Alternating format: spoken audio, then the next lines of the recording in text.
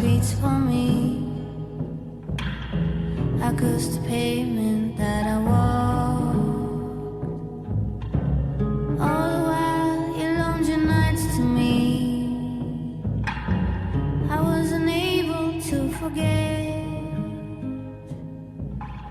so I didn't kiss you like I should, didn't grace you like I meant. Everyone's that I lay my eyes on you. All along you saw me cry. Oh, oh, oh, oh, oh. I'm hurting, blue, I miss you.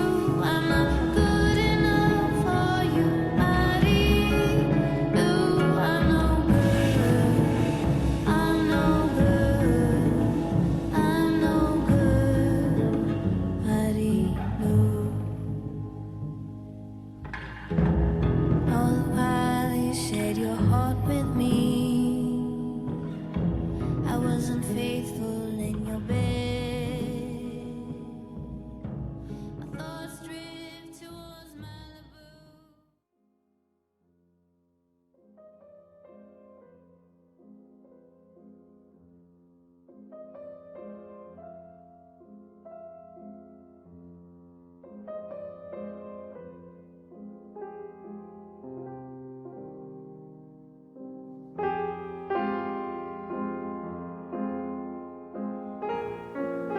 Pinturas de guerra es, la verdad es que es una especie de carta de entusiasmo, quizá amor a una generación anterior a la mía, pero que me parece que fue muy trascendente porque ocupó a los 10 años más creativos de la segunda mitad del pasado siglo, los que van del 65 al 75, donde explotó todo. Los jóvenes salieron a las calles en todas las ciudades del mundo y no había internet, salían porque salían.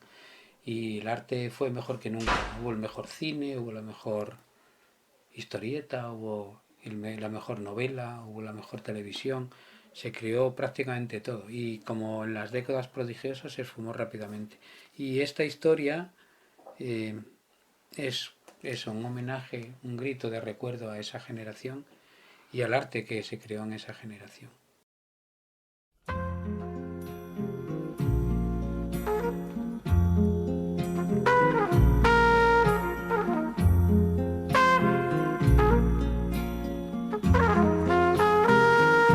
C'est un jour comme un autre, et pourtant tu t'en vas. Tu t'en vas vers une autre, sans me dire un seul mot, et je ne comprends pas, comprends pas.